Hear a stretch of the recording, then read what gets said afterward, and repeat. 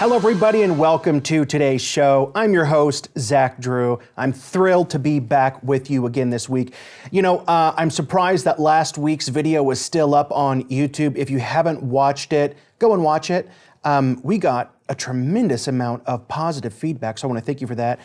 It's interesting, though. It's still on. It's still there, but I'm watching the live numbers, okay? So it says that we only have 600 views on that video on YouTube, but I'm sitting there in the live tracker watching it go up 50 views, 75 views, then back down 50 views, then it goes up 100 views, and then it goes back down 100 views, which never happens. So we at least know that it's being censored, and we know that what that is doing is it's preventing the video going to people's suggested feeds. So while they haven't permanently scrubbed that video online, it is absolutely being censored, which means, hey, we're on the right track. Listen, I want to talk about today something that you probably saw in the news. Facebook founder Mark Zuckerberg, in a letter to Chairman Jim Jordan and the House Judiciary Committee, writes that he regrets working with the Biden-Harris administration, which repeatedly pressured Meta's teams, quote, for months to censor COVID posts, including satire and humor. He said, "I believe that government pressure was wrong, and I regret that we were not more outspoken about it." What a turn of events. What's actually happening behind the scenes? We're going to break that on today's program. But here first is Zuckerberg failing to the pressure back in 2020.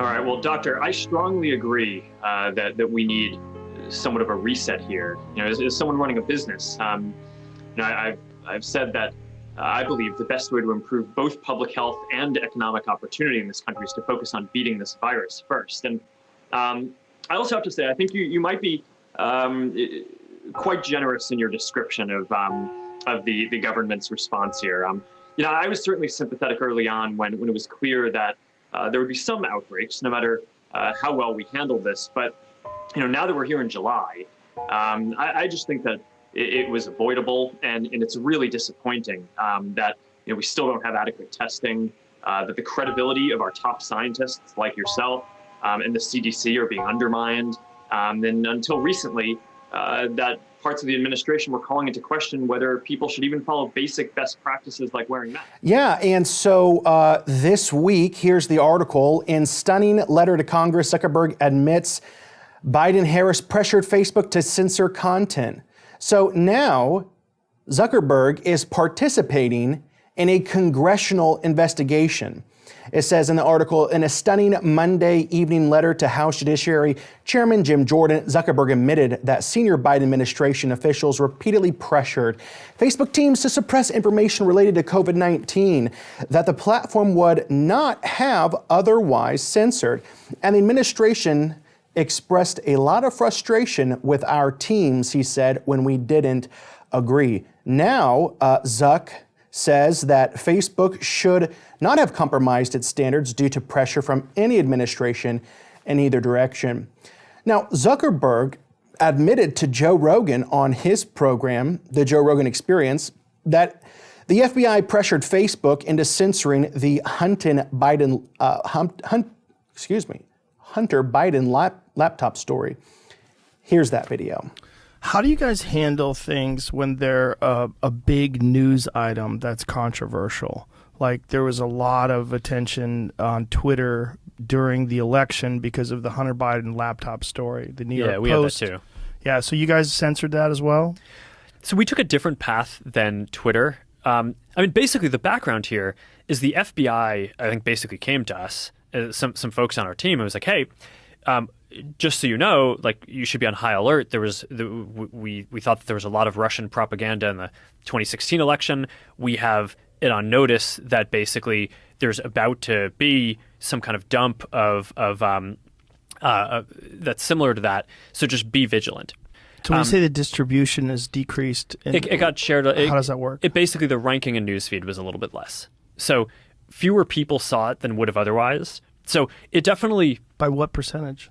I don't know off the top of my head, but it's meaningful. Now ask Mark Zuckerberg that question: which is more valuable, your money or your vote or your country or this world or the corruption that is taking over every single county in this nation? And then you look into your own soul and you look back at yourself in the mirror and realize that you are the cancer that is tearing this nation apart. Good day. Good day. Bingo, right? There it is. And we did find out. So Zuckerberg turning on the deep state signals that the globalists are in deep trouble.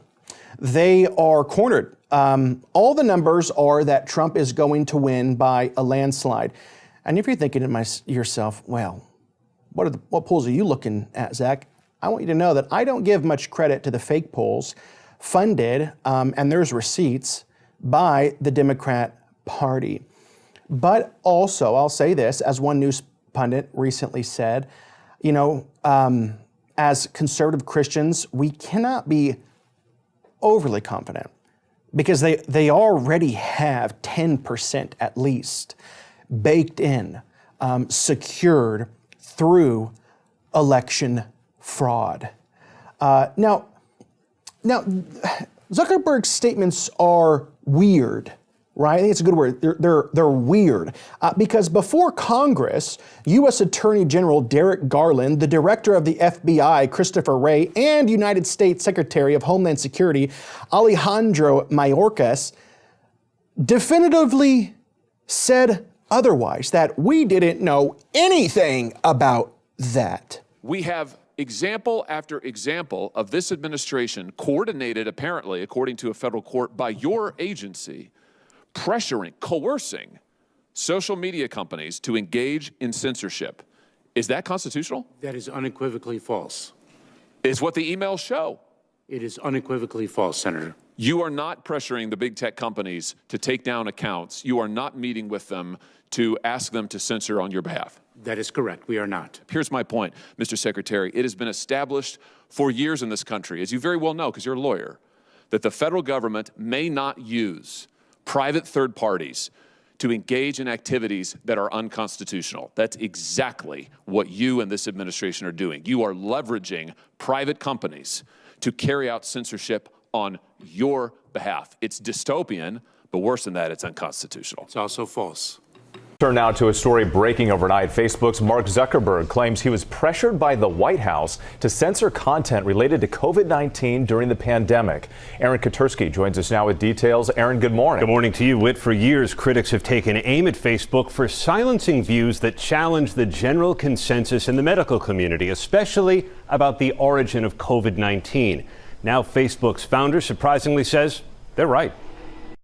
This morning, Meta chief Mark Zuckerberg admitting he bowed to pressure from the Biden administration to censor content. The Facebook founder issuing a letter to the House Judiciary Committee that said senior administration officials pushed the social media platform to censor posts about COVID-19 and expressed a lot of frustration when the company resisted. Zuckerberg saying, "I believe the government pressure was wrong, and I regret that we were not more outspoken about it." Adding, "I feel strongly that we should not compromise our content standards due to pressure from any administration in either direction, and we're ready to push back if something like this happens again." House Judiciary Committee Chairman Jim Jordan celebrating the letter, calling it a big win for free speech. Well, what is the difference between a conspiracy theory and the truth?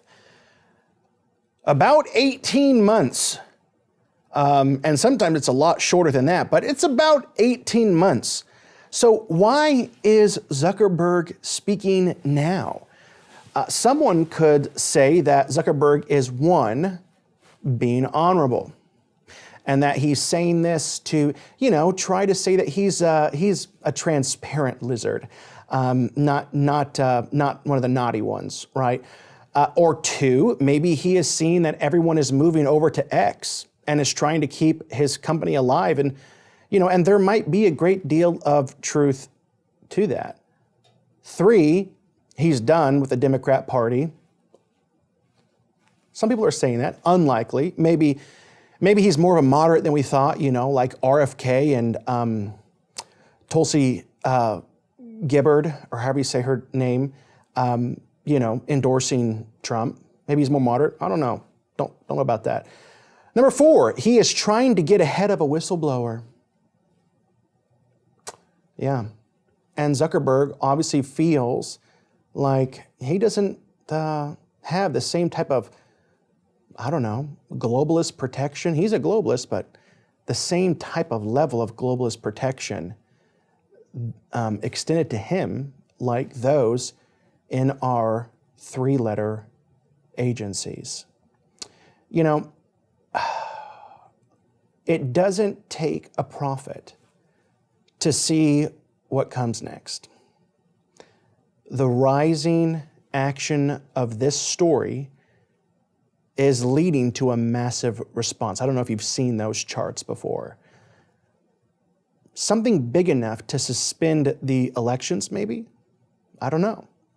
Here's Tucker Carlson on that very topic. If they really think they're going to lose, if they haven't locked it down, and I don't know the answer to that because I'm not privy to their plans, but if they think that there's a chance that Trump could win decisively enough in November that they can't steal it, then I think their only option there is to, in some way, throw the society into chaos, as they did during COVID, which was the pretext for changing the way we vote and letting people vote anonymously without IDs and drop boxes, and a month before the election, et cetera. They completely changed everything, allowing Mark Zuckerberg to spend $400 million to control the mechanics of the election. That would not have been allowed except under a state of national emergency provided them by the virus they created in a lab in Wuhan, COVID. And so it's pretty simple. If they feel like they're going to lose, we will have some kind of crisis. I think it's most likely to be a war with Iran, which they want anyway, but, you know, who knows? You know, war with Iran to suspend the elections, I don't know. I think Carlson is a bit off with that,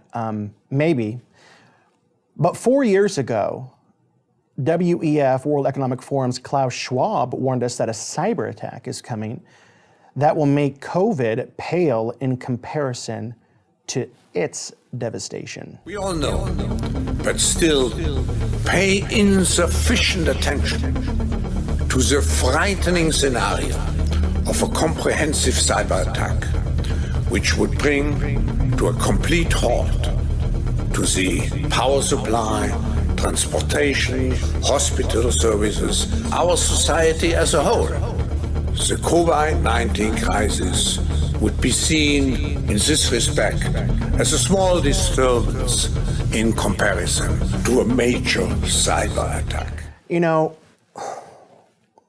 it was just this month that the World Economic Forum posted an article, and it was entitled 4 Global Risks to Look Out For in the Post-Pandemic Era. There's the article on the screen. We're not going to go through the entire article, but I am going to spend a lot of time elaborating on a couple different points within it, because I think it's important. Number 1, they say power disperses in a post-superpower era. So they're seeing that there's not going to be one superpower on the planet through the course of the next 10 years. Number 2, a big election year won't stop our recurrent crisis of political legitimacy. The article suggests that no matter what the official outcome of the 2024 elections is, the people will not trust it, and says that democracy has been in decline for 18 consecutive years, and the people are looking for something different. Where do they come up with this, by the way? Like, what people? And the people are looking for something different. Okay. And 3, a more complex global mental health crisis. And I'm going to kind of park here just for a moment. It says that the pandemic was the, quote, greatest threat to mental health since the Second World War, according to the World Health Organization. Many of us are still struggling to catch up in our personal and professional lives. Yet other challenges to post-pandemic mental health are increasing thanks to climate change and artificial intelligence. So AI, it says, is being imposed on us, whether we like it or not. Interesting choice of words. Many will feel they do not fit into this new AI-driven economy or are not even being offered a chance, creating a greater precariat class who feel left behind. Can we learn these new AI tools or will we become redundant in our profession? This sentiment will exacerbate our occupational identity crisis, which will bleed into global mental health challenges. AI expert Kaya Fu Ling confirmed that his past prediction is, and I don't know why I said that in like a Jackie Chan accent, but it just seems appropriate. AI expert Kaya Fu Ling confirmed that this past prediction is still uncannily accurate, forecasting that 50% of jobs will be wiped away by 2027. A violent backlash against AI is inevitable as many feel left behind by this transition. So I was just sitting at my desk researching this, and there were so many things in my head that I just had to get a pen and start writing it down. So I don't know if you can even see this. You're not supposed to be able to see it, but I wrote this down kind of in a circular fashion where this is all leading, okay? There it is, right here. And on the top, I have AI. Okay.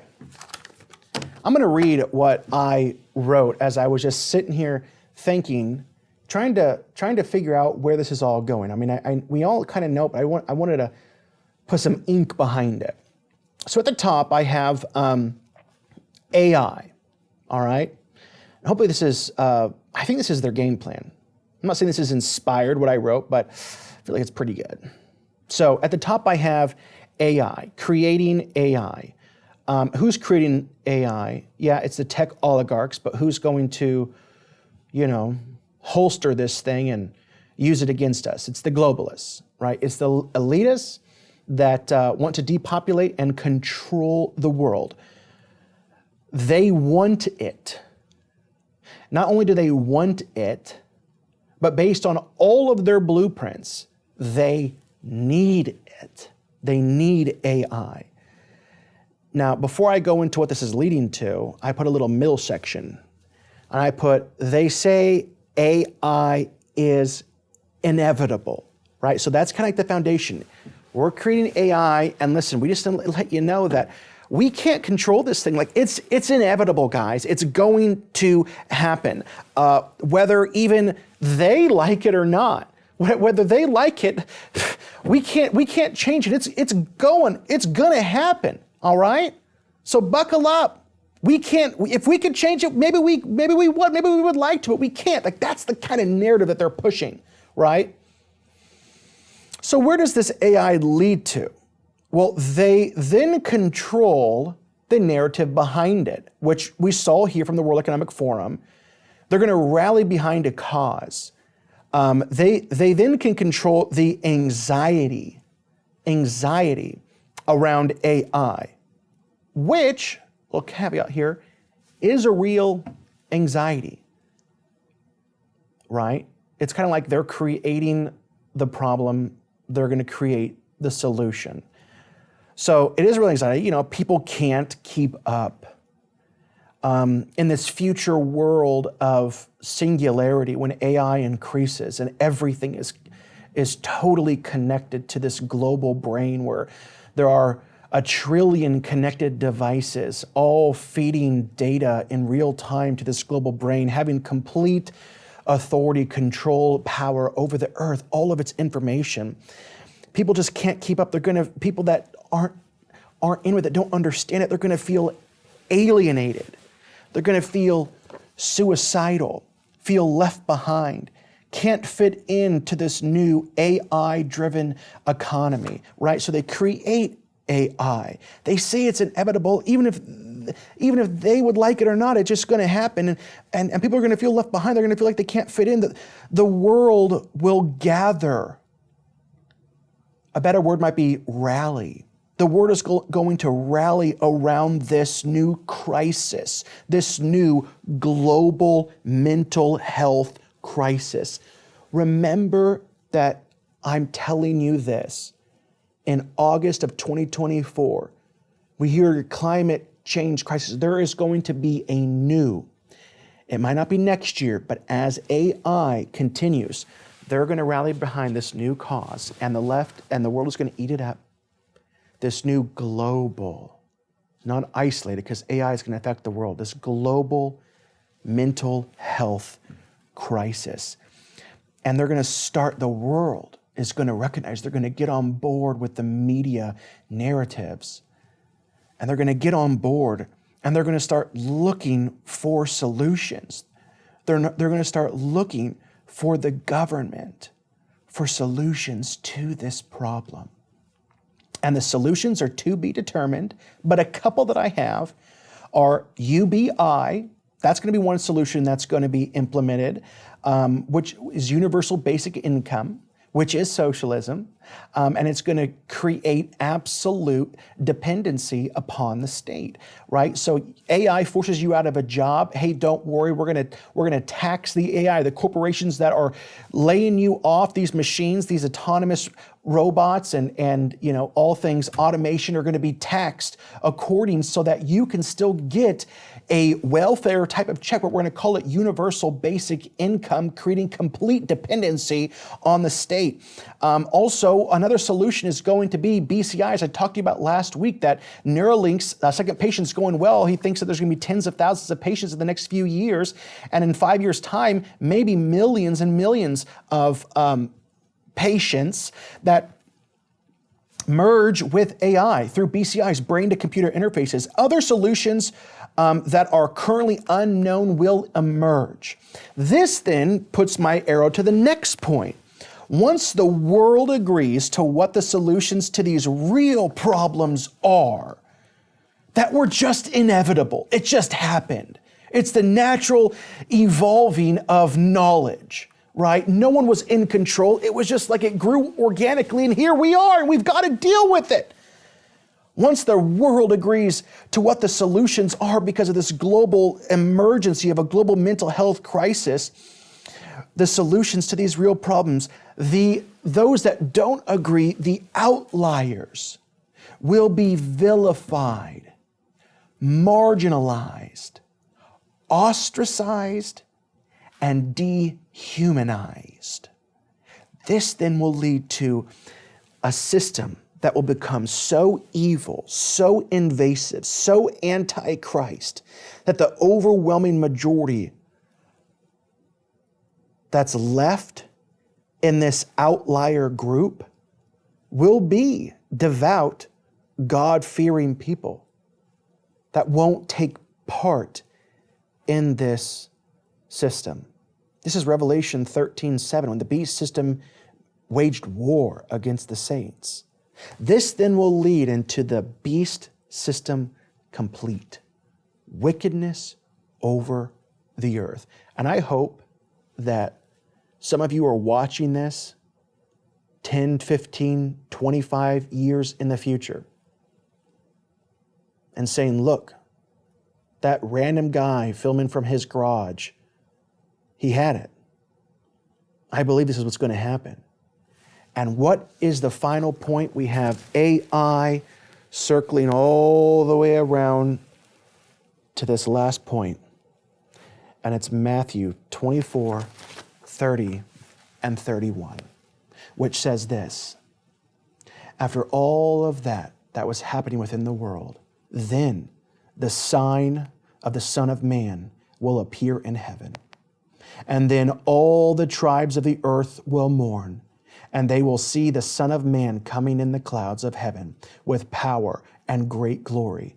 And he will send his angels with a great sound of a trumpet, and they will gather together his elect from the four winds, which is like the four corners of the earth, from one end of heaven to the other.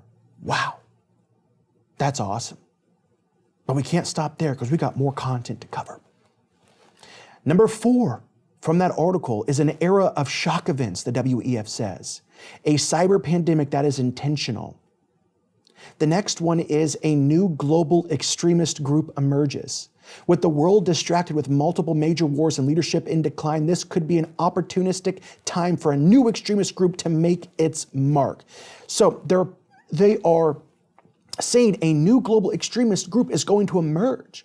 And so in our natural thinking brains, we think of ISIS and Hamas and these, or other things. No, that's not the enemy. Understand that. That's not the extremists that they are talking about. In this scenario I just painted for you, never forget that you,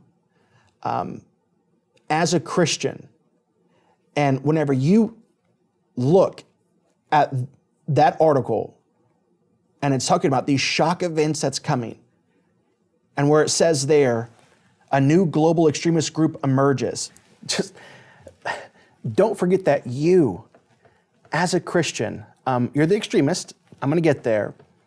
But don't forget that as Christians, we spend our entire earthly life behind enemy lines. Everything you've ever known, this is not our home.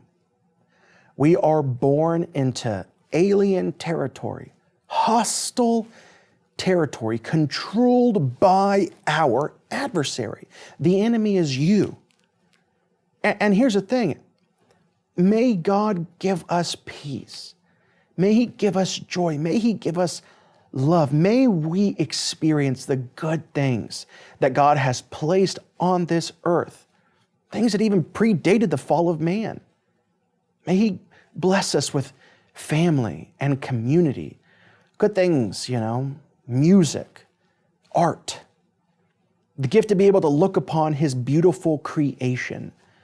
We can experience all these things in our pilgrimage, all while keeping in mind that we are pilgrims on a journey in a dangerous, broken world with an enemy that walks around seeking to devour you.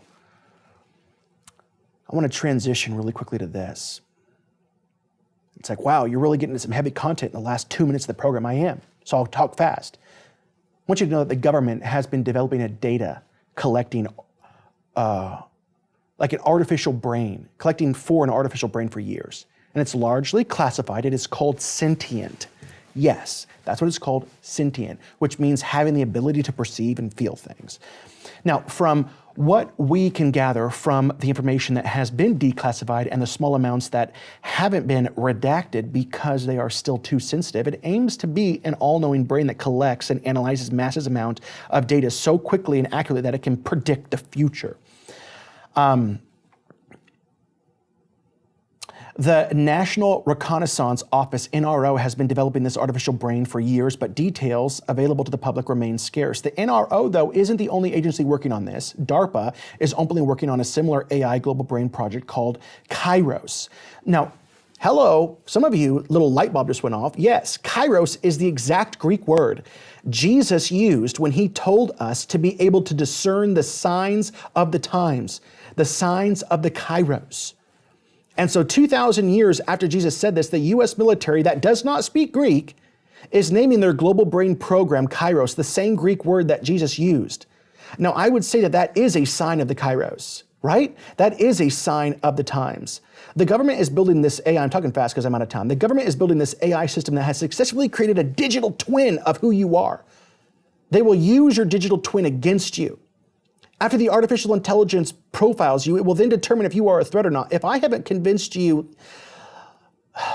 then I'm going to share a link in all of the social media platforms to this document going down memory lane because we don't have time to talk about it. But never forget that in April of 2009, there was a Department of Homeland Security study, and it was, and I'll just read the headline for you. And this is actually, it's unclassified and it's supposed to be for official use only, but it's from the U.S. Department of Homeland Security, and it's called Right-Wing Extremism, Current Economic and Political Climate, Fueling Resurgence and Radicalization and Recruitment. Now, if you are on social media, whether it's on Rumble, YouTube, Facebook, whatever, this link, Andrew Bellers, put this link, make sure you put it in the description.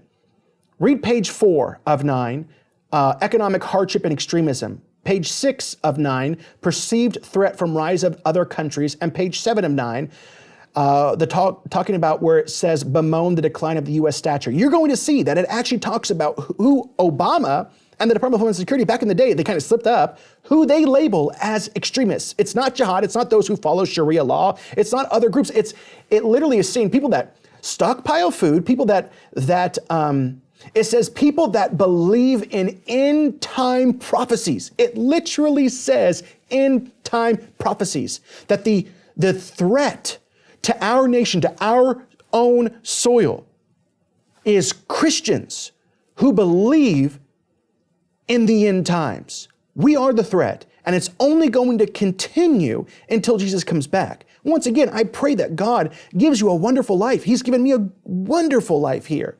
But never lose sight that this life is but a vapor. We're here for a little while and then we're gone, right? And the objective is to know God in this brief window of time, to know God first and foremost, and to make him known. And we focus on something else as well on this show that Jesus said to do, to be aware of the signs of the times. I want to encourage you before I leave, please get involved with this program. Go to ZachDrewShow.com. We need a lot of monthly partners. We need a lot, okay? Get involved on a monthly basis. ZachDrewShow.com. Click that bright orange donate button, or consider giving a generous gift by sending it to the Zach Drew Show, P.O. Box 797, Decatur, Illinois 62525. Stand with us and invest in good soil that will yield, I believe it will yield 5, 10, 100 times fold in the spiritual realm. Get involved today. I'll see you guys next week.